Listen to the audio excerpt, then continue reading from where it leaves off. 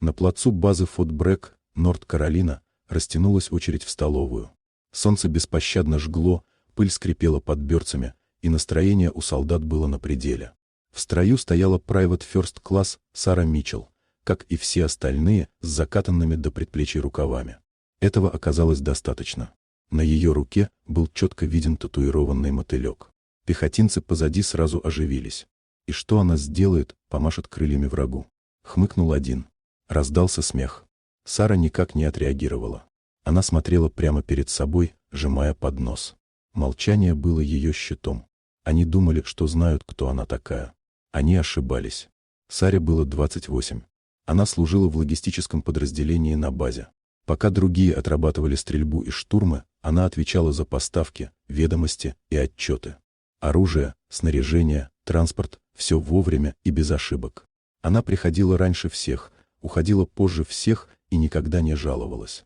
Но для многих она была не настоящей армией. Просто тихая кладовщица, не боец, не герой. Особенно для тех, кто считал, что ценность солдата измеряется боевыми нашивками и грубой бравадой. Татуировка лишь подливала масло в огонь.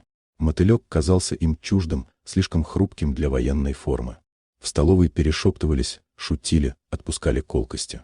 Сара никогда не объясняла его значение и не прятала рисунок.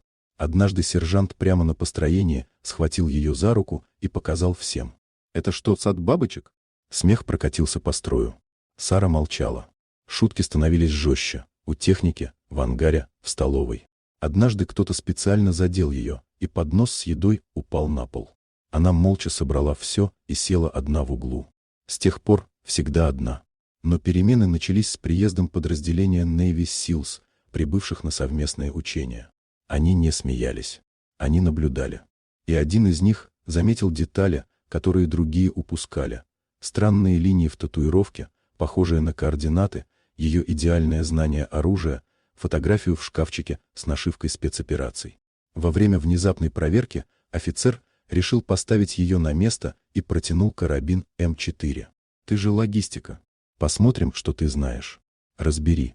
Сара спокойно завязала себе глаза. Через пару минут оружие лежало на столе, разобранное идеально. Потом, также спокойно, она собрала его обратно. В ангаре стояла гробовая тишина.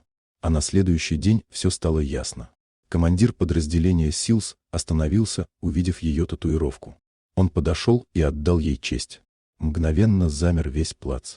Он сказал вслух то, о чем она молчала годами.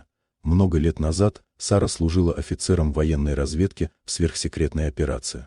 Информация, которую она добыла и передала, спасла десятки бойцов, включая его самого. Мотылек был знаком выживших, не украшением, а символом долга и жертвы. Один за другим бойцы подняли руки в салюте. Те самые солдаты, что недавно смеялись. Сара ответила коротко и спокойно. Без улыбки, без речи. «Я просто выполняю свою работу, сэр». С того дня ее больше никто не высмеивал. Говорили тише, смотрели с уважением. А мотылек перестал быть поводом для шуток и стал напоминанием. Настоящая сила не всегда громкая. Иногда самые опасные и самые достойные – те, кто молчит.